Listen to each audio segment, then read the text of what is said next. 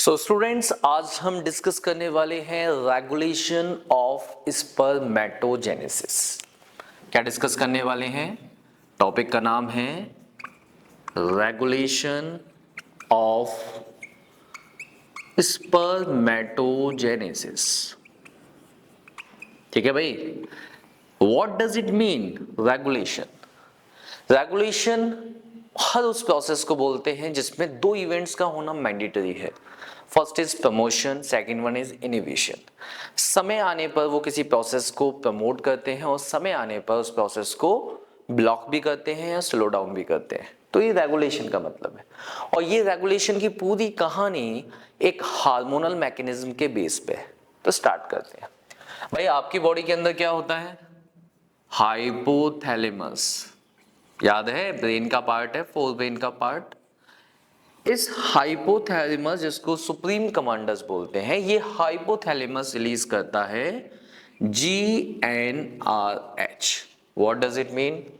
Gonadotropin releasing hormone. Gonadotropin releasing hormones. ठीक है जी। ये GnRH एक्ट करते हैं पिट्यूटरी ग्लैंड, और पिट्यूटरी ग्लैंड के भी किस लोब पे? Anterior lobe of pituitary gland. और ये पिट्यूटरी ग्लैंड सीक्रेट करती है एक्चुअल में गोनेडोट्रोपिन्स। गोनेडोट्रोपिन, FSH और LH। ये क्वेश्चन एग्जाम में पूछा गया था, पहला 2017 का RBSC बोर्ड का क्वेश्चन है। Mention the name of gonadotropin hormones, और बच्चे इसका आंसर गलत लिख के आए। वो लिख के आए एस्ट्रोजन, प्रोजेस्टेरोन, टेस्टोस्टेरोन। ये नहीं है। गोनेडोट्रोपिन हार्मोन के नाम क्या हैं? FSH and LH। FSH बोले तो फॉलिकल स्टिमुलेटिंग हार्मोन्स। हार्मोन कमाल के होते हैं, छोटी सी अमाउंट बहुत बड़ा चेंज कर सकती है।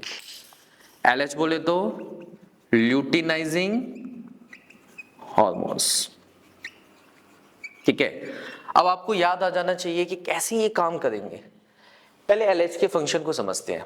जब आप टेस्टिस के अंदर जाते हो तो टेस्टिकुलर लोब्यूल्स होते हैं। टेस्टिकुलर लोब्यूल्स के अंदर सेमनीफेरस ट्यूब्यूल होते हैं, और सेमनीफेरस ट्यूब्यूल के अंदर सर्टोरी सेल और मेल जर्म सेल होती है। मेल जर्म्स के अंदर म्यूसिस होता है, तभी तो गैमेट्स बनते हैं। लेकिन इस गैमेट फॉर्मेशन की प्रोसेस को इनिशिएट करता है लीडिक सेल, और लीडिक सेल से एक हार्मोन सीक्रेट होता है जिसका नाम है टेस्टोस्टेरोन। तो LH हार्मोन एक्ट करता है लीडिक सेल्स पे, और ये लीडिक सेल सीक्रेट करती हैं एंडोजन, या फिर हम इसको बोल सकते हैं टेस्टोस्टेरोन, मेल सेक्स हार्मोन। अलग अलग नाम है, मतलब एक है। ये नहीं होगा तो स्पर्मेटोजेनेसिस इनिशिएट नहीं होगा। इसलिए spermatogenesis start at the age of puberty. ठीक है। फॉलिकल स्टिमुलेटिंग हार्मोन इसके एस पे वर्क करते हैं। ये वर्क करता है सर्टोरी सेल पे, और ये सर्टोरी सेल सीक्रेट करती है ABP, एंडोजन बाइंडिंग प्रोटीन। देखिए, कोई भी केमिकल हो, उसका रिसेप्टर्स नहीं है तो एक्शन नहीं होगा। ये एंडोजन है, ये एंडोजन बाइंडिंग प्रोटीन है। जब ये दोनों एसोसिएट होते हैं तो इनिशिएट होती है स्पर्मेटोजेनेसिस। ठीक है। तो ये हो रहा है प्रमोशन, है ना। लेकिन रेगुलेशन में तो दोनों चीजें हैं, promotion as well as inhibition. समय आने पर ऑटोमेटिकली हार्मोन्स इसको रेगुलेट करते हैं। तो याद करते हैं, हाइपोथैलेमस से रिलीज हुए, पिट्यूटरी ग्लैंड पे काम किया, गोनेडोट्रोपिन रिलीज हुए, डिफरेंट साइट पे उन्होंने एंडोजन और एंडोजन बाइंडिंग प्रोटीन को रिलीज करके क्या स्टार्ट किया? स्पर्मेटोजेनेसिस।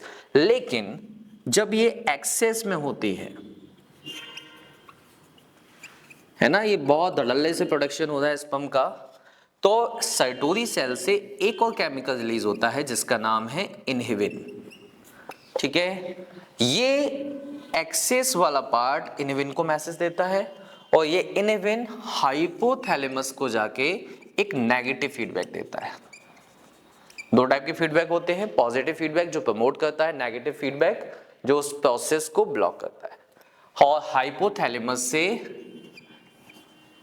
ये जो गोनेडोट्रोपिन रिलीजिंग हार्मोन रिलीज हो रहे थे, अब रिलीज होंगे गोनेडोट्रोपिन इनहिबिटरी हार्मोन्स, और ये प्रोसेस स्लो डाउन हो जाती है। तो प्रमोशन भी हुआ एज वेल एज इनहिबिशन भी हुआ, यही है रेगुलेशन। ठीक है, देखिए जो प्रमोटर्स हैं वो भी अच्छे नहीं हैं, जो इनहिबिटर्स हैं वो भी अच्छे नहीं हैं। इनका बैलेंस बहुत जरूरी है, और इस बैलेंस को आप यहाँ पे समझ सकते हो। डिफरेंट लैंग्वेज में क्वेश्चन पूछा जाता है। Explain the regulation of spermatogenesis, explain the role of FSH and LH in the male reproductive system, explain the hormonal mechanism in spermatogenesis। किसी भी भाषा में कैसा भी क्वेश्चन आए, आंसर वुड बी सेम, है ना। इसे नोट डाउन कर लीजिए। आई होप आपको समझ में आया होगा। Thank you so much.